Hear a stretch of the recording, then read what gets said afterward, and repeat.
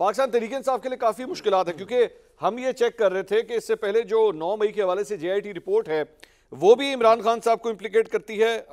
14 FIRs हैं इमरान खान साहब के खिलाफ 9 मई के हवाले से, प्लानिंग के इल्ज़ामात और इस तरह की चीज़ें हैं। और जो दीगर ख़वातीन हैं और दीगर जो अफराद हैं, 103 अफराद हैं जिनके बारे में बताया गया है कि 9 मई के हवाले से जिनका ताल्लुक PTI से बताया जाता है। बहुत बड़ी प्रॉब्लम पाकिस्तान तहरीक इंसाफ के लिए शुरू हो चुकी है, क्या कहेंगे आप? मैं बस एक छोटी सी चीज पढ़ दूं। Pakistan bar council Balochistan chapter, Balochistan bar council Balochistan, high court bar association, Quetta bar association, Punjab bar council, Lahore high court bar association. मैं बाकी बार काउंसिल जो कह रहे थे ना पाकिस्तान बार काउंसिल के हवाले से, मुश्तरका बयान में सुप्रीम कोर्ट की जानिब से सिविलियन की फौजी अदालतों में ट्रायल के फैसले पर तशवीश का इजहार करते हुए कहा कि पाकिस्तान की तारीख में सुप्रीम कोर्ट के फैसलों और नजरिया जरूरत को जिंदा रखने की पॉलिसी जस्टिस मीर के फैसलों की तसलसल है, जो तारीख में स्याह बाप की मानद है, जिसके खिलाफ मुल्क भर के वकला तंजीमों ने इस फैसले को मुस्तरद कर दिया है। तारीख से सबक हासिल करने की बजाय जुल्फकार अली भुट्टो का केस, जिस पर सुप्रीम कोर्ट इस फैसले को अदालती करार देती है, और ये बातों को सामने रखकर जो बात अब सामने रखना चाह रहा हूँ मैं आपकी, देखिए एक तो बड़ी वाज़ेह बात है, मैं भी हैरान हुआ हूँ कि किसने कहा, कोई एक ट्रायल का बता दें कि सुप्रीम कोर्ट के फैसले के बाद वो जो दहशतगर्द जो तहरीक तालिबान पाकिस्तान या किसी का रुका हो, हवाई बातें नहीं करनी चाहिए, रिकॉर्ड के ऊपर चीजें आनी चाहिए। और एक सवाल तो किसी ने कहा नहीं, इतना पुराना फैसला था, इस पे आज तक अमल दरामद नहीं हुआ, किसने रोका हुआ था इस पे अमल दरामद? और सबसे अहम जो बात है, देखिए मैं बड़ा हैरान हुआ हूँ जस्टिस सरदार तारक मसूद साहब की, वो बुनियादी हकों को अहमियत ही नहीं दे रहे। 18वीं तरमीम का एजेंडा तो right to fair trial and due process of law था। अब तक 9 मई से अब तक जितने वाकये थे दहशतगर्दी की कोटों के अंदर था, हमने 6 महीने ऐसे ही गुजार दिए। इसका ट्रायल वहां शुरू किया होता तो अब तक तो कंक्लूड हो गया था।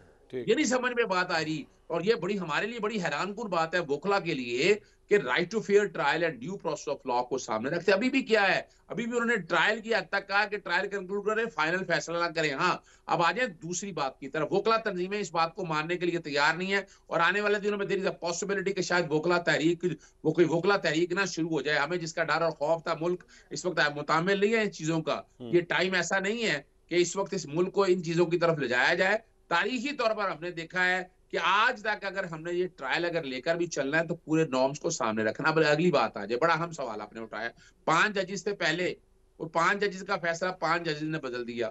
अच्छा, मैं अभी वो ऐसे तो कह दिया कि ये कमेटी, किसने कहा ये कमेटी का फैसला है? जस्टिस इजाजुल एहसन जो कमेटी के मेंबर हैं, उनके एतराजात खत की शक्ल में रिकॉर्ड पर आ चुके हुए हैं। और मैं बताता चलूं आपको, इसका जवाब मैं देने लगा हूं आपको याद है हर स्टेज के ऊपर आता था फुल कोर्ट बनाए, फुल कोर्ट बनाए, फुल कोर्ट बनाए, यानी हर स्टेज के ऊपर।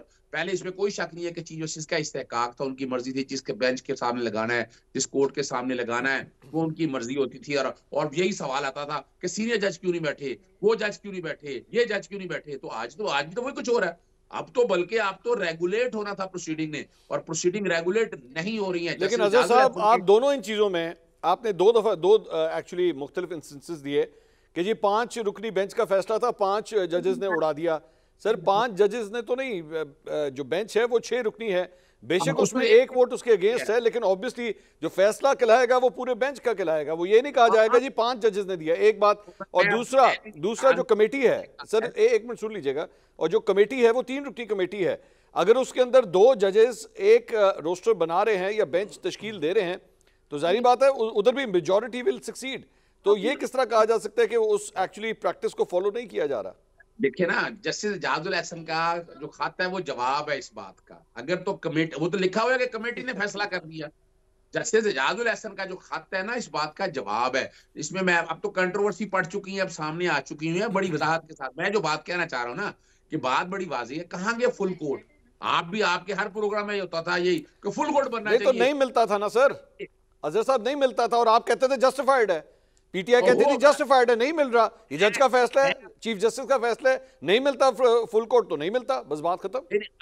अब पहले चीफ जस्टिस होता था, अब 3 लोग हैं ना, 3 जजेस है ना, 3 जजेस में मेजोरिटी की तो बात ही नहीं है। जस्टिस इजाजुल एहसन ने सवालात उठा दिए हैं, अब फिर सीनियोरिटी वाले जजेस नहीं शामिल हैं। जितने जजेस का बेंच बनाया गया है ना, देखिए इसमें तहफ़्फ़ुज़ात हैं, वो रहेंगे। मैं पहले भी हम ख्याल बेंच के नुक्ता नजर को नहीं मानता था, पहले हम ख्याल बेंच बनता था, जिन्होंने डेवलप किया है ना, अब वो भुगते हैं, अब अजय वो साहब फेस पहले करें। अजय साहब पहले हम ख्याल बेंच बनता था बंदयाल साहब के दौर में या नहीं बनता था? ओहो, मैं तो पहले भी मानने के लिए तैयार नहीं था। अब है? चूंकि इन्होंने इन्होंने वो पॉइंट ऑफ व्यू डेवलप कर दिया हुआ है। अच्छा। अब मुझे सिर्फ इतना बता दें, अब मैं छोड़ दूं। जस्टिस काजी फाइज और उसको ले जाने वाले कई मैं साफियों के नाम ले सकता हूं। आज उनका बयान सुन लीजिएगा, उसमें एक असतूर है, वो सुन लीजिएगा क्या कहता है। मैं नहीं कुछ कह रहा, मुझे कहने की जरूरत नहीं है। मैं तो पहले दिन से नाकद हूं जस्टिस काजी फाइज और इनका जस्टिस सरदार तारक मसूद साहब के हवाले से। देखिए, मैं एक बात बता दूं आपको, मैं आज एक बहुत बड़ी बात करने लगा हूं। मैं लॉयर मूवमेंट का हिस्सा रहा हूं। लॉयर मूवमेंट का हिस्सा का दो पार्ट थे। एक था जनरल परवेज मुशर्रफ को हटाना और जजेस अपनी मर्जी के भर्ती करना। ठीक। पाकिस्तान इस वक्त अब इस ऐसी जगह पर आ चुका हुआ है कि जहां बड़े ध्यान से चलना है। मुझे कोई अच्छे हालात नजर नहीं आ रहे हैं। मुझे कोई, यानी मैं इस मुल्क में चाहता हूं कि इस मुल्क में आप देखिए, कादिर आप मंदुखेल चाहते साहब, हैं जाना, मुझे तो इस इजाजत मुल्क दीजिएगा। ऐसी जगह लेके जाए जहाँ आइन और कानून की बालादस्ती हो। कादिर ये आइन और मंदुखेल साहब, बालादस्ती नहीं है।